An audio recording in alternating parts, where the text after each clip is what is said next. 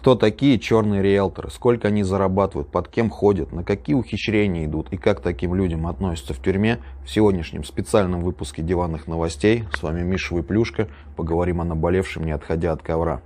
Ребят, для тех, кто впервые на моем канале, здесь просто аналитика человека, который имеет определенный криминальный опыт, и имел раньше прямое отношение к криминалу, отбывал. Просто аналитика, рассказываю какие-то примеры, как вам поступать в жизни, вы решаете сами. Видео не несет никакой пропаганды, просто такие попизделки. Давайте начнем, ребят. Дело в том, что я сам сталкивался неоднократно с черными риэлторами, сегодня решил затронуть эту проблему. Давайте, не знаю даже, честно говоря, с чего начать, издалека начнем, да? Откуда это вообще пошло, откуда это взялось? Ну, естественно, из 90-х, да? Когда были братки, и они отжимали там, ну, все имущество за какие-то долги, либо просто по беспределу у обычных людей, ну, либо у коммерсов там, ну, и хаты в том числе отжимали, да, это, наверное, первые такие черные риэлторы, так, ну, заставляли расстаться со своим имуществом, с квартирой в том числе. Дальше вот появилось, вот на чем сейчас делаем акцент, появилась такая вещь, как опекунство. То есть старые дедушки или бабушки заключали договор, иногда там устный какой-то, иногда там письменный, о том, что после их смерти квартира достанется там тому или тому человеку, который будет за ними ухаживать, да? Вот. И как бы вот потихонечку, помаленечку, блядь, вот так вот все разошлось, появились черные риэлторы. Есть еще другой один момент, когда у каких-то, ну, не особо дееспособных людей отжимают хаты, как у бухариков, у наркоманов, об этом тоже поговорим. Я просто хочу начать как бы со своей истории. Я впервые увидел и узнал, что такое черные риэлторы, не спизнуть году, наверное, в 2002. Дело в том, что я живу в коммунальной квартире, да, до сих пор такое есть, несмотря на то, что я живу в Москве, и у меня есть вот за стенкой живут соседи, и я не один так живу. У меня есть еще двое-трое как минимум друзей или товарищей, которые также живут в Москве в коммунальной квартире, проживают с соседями, и ничего в этом как бы нет. Итак, я вот здесь вот прожил... Сколько? Ну, очень много. Большую часть своей жизни. Я здесь с 5 лет живу. Короче, около 30 лет аж. И здесь вот кого только не было. Вот здесь вот за стенкой. Здесь были алкоголики. Наркоманов, слава богу, не было. В общем, здесь драки, звон бутылок, пожары и так далее и тому подобное. Потом мы по мере возможности выкупали эти комнаты. Сейчас вот как бы только одна комната в этой квартире не принадлежит нам. Слава богу, здесь нормальные соседи. Молодая пара. В отличие от того, что здесь было раньше, конечно, ну, это вообще небо и земля. Живем нормально. Итак, а раньше там жила бабуля. Бабуля это любила прибухнуть. Блять, даже, ну, не знаю, плохого особо о ней не буду ничего говорить. Ну, просто любила прибухнуть. Сама она детей иметь не могла, но у нее был приемный сын, Витя. В общем, не знаю, здесь он рос или нет, я его уже как бы не застал. Витя этот стал хорошо зарабатывать, видимо, на какой-то пиздатой работе. Уехал жить отдельно, где-то там по заграницам. В общем, редко очень навещал свою вот эту вот приемную мать. Она бухала и как бы, ну, понимала, что, блядь, не она уже на старости лет такая алкашка, не вот эта комната ему здесь особо не нужна. И вот она решила заключить вот договор там с опекунами какими-то, да. Мужчины с женщиной ходили, я помню, к ней, приносили продукты, короче, и водяру. Хотя мы ей предлагали то же самое, моя мать, она вот не согласилась. Ну, такая была зловредная, блядь, бабка. Вот. По итогу, короче, через год она себя стала очень хуёво чувствовать, несмотря на то, что она была, ну, это может быть, конечно, от синьки там и так далее, но нет. Оказалось, что когда она пошла к врачу, что-то там пожаловаться, у нее взяли анализы, и в течение всего вот этого года вот эта семейная пара подмешивала ей в водку, приносила там продукты и водяру, медленный какой-то яд, блядь, вот, чтобы, короче, она побыстрее скопытилась. Ну, по итогу она скопытилась, ну, она там с ним что-то судилась, блядь, и так далее. Это вот первое мое знакомство с черными риэлторами. Далее, когда я отбывал в местах не столь отдаленных, там такие люди были, их очень мало, вот, потому как очень тяжело поймать человека, который вот так вот отжимает. Они все делают, ну, как бы по закону. И менты за это как бы не берутся, потому что, ну все, блядь, бумага, как бы там, блядь, с ней не поспоришь. В тюрьме видел несколько раз этих людей. Они стараются там об этом не распространяться, потому что все понимают там, что это больших бабок стоит. Вот жилье, короче, и заниматься вот такой деятельностью. А если у тебя есть бабки, то давай плати. А эти люди, которые вот занимаются этим риэлторством, кидалом на хаты, они как бы не сторонники такой понятий и блатной всей вот этой романтики, они просто рвачи, вот, которые на бабки, на хаты кидают людей. Поэтому как бы они там жили по-серенькому и особо там, ну, в общей массе жили. Вот, то есть, ну, блядь, не были они там никакими авторитетами. В принципе, не знаю, даже речь не заходила о том, уважаемая эта статья на зоне или нет. Далее. Что хотел еще сказать. Был интересный один случай, когда в 2006 году я освободился, и в соседнем дворе у нас жил один алкаш, короче, ну, дядя Юра его звали. И что-то речь о нем зашла, они бухали вместе с женой. Жена что-то померла, вот, а у меня, короче, корешок живет этажом ниже. Вот. И мы все вот эту вот алкобратью видели, блядь, все детство. И мне вот пацан прикалывал, говорит, слушай, а помнишь, говорит, надо мной там жил такой-то, такой-то? Я говорю, ну да, помню. Он говорит, прикинь, тут какая хуйня, короче, блядь. Он как-то раз проснулся, блядь, на улице, ёпта, пошел к себе домой, а там замок помененный, блядь. Он ментов вызывает, ёпта, а там, блядь, говорят, вот документы, ёпта, ты дарственную оформил, когда вчера, позавчера, нахуй, вот. Он что-то качать, прокуратура, хуюра, по итогу, короче, его нашли, бля, ёпта, зарезанным что-то через пару дней. Важный очень момент, когда вот так вот смотрят, кого кидать на хаты, чтобы не было родственников, чтобы такие вот, ну, как бы, человек вел асоциальный образ жизни, либо на него было уже, как бы, ну, всем похуй.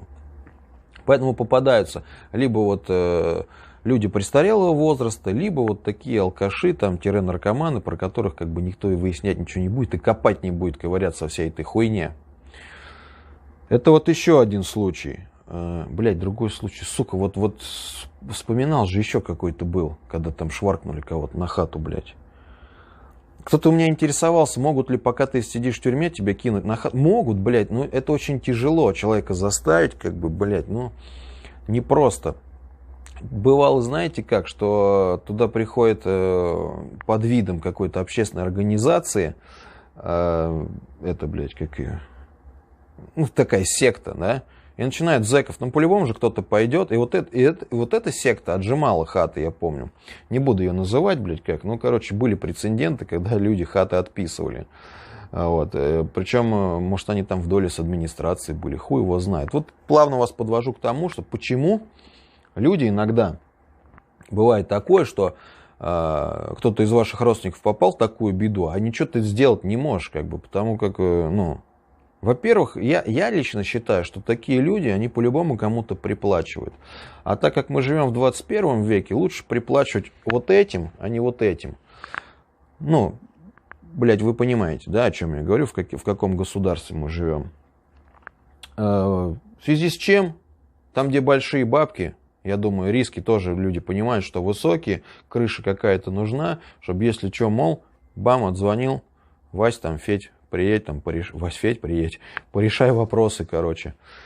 А вот, плюс еще, ну, реально там как бы все делается так, вот в нашем государстве, как бы, не знаю, блядь, в законодательстве, в судебной практике все сделано так, что доказать ничего, если ты на бумаге, то есть если есть документ, что ты отписал, доказать уже обратное, что ты там как-то, блядь, что тебя там заставили, или ты не помнишь, как будет пиздец, и пиздец как сложно. Потому что все-таки это, блядь, документ, заверенный, блядь, там, то нотариус, да, им же там не просто так лицензии выдают и так далее. Вообще, почему я начал поднимать эту тему, да? Дело в том, что мне в социальные сети, ссылки на них, кстати, будут в описании, и на второй канал тоже. А, кстати, пока можете поставить палец вверх, это несложно, это бесплатно, кстати, ёпта. За это спроса никакого не будет, бля, ёпта, и деньги с вас не снимут, я договорился. Короче, И мне вот в соцсети люди пишут иногда, там, чтобы я их там поддержал в каком-то вопросе, там, проконсультировал. Иногда я это делаю, иногда посылаю просто нахуй, потому что пишут шляпу. Но вот человек обратился, я, к сожалению, ему помочь ничем не могу, кроме как вот советом, да, таким. И у него близкого родственника так вот наебали, вот, ну, уже в возрасте человек, вот так вот его наебали на хату. И он мне говорит, ну вот что мне делать? Типа, менты приезжают, говорит, блядь, вот по закону ничего сделать не можем, блядь.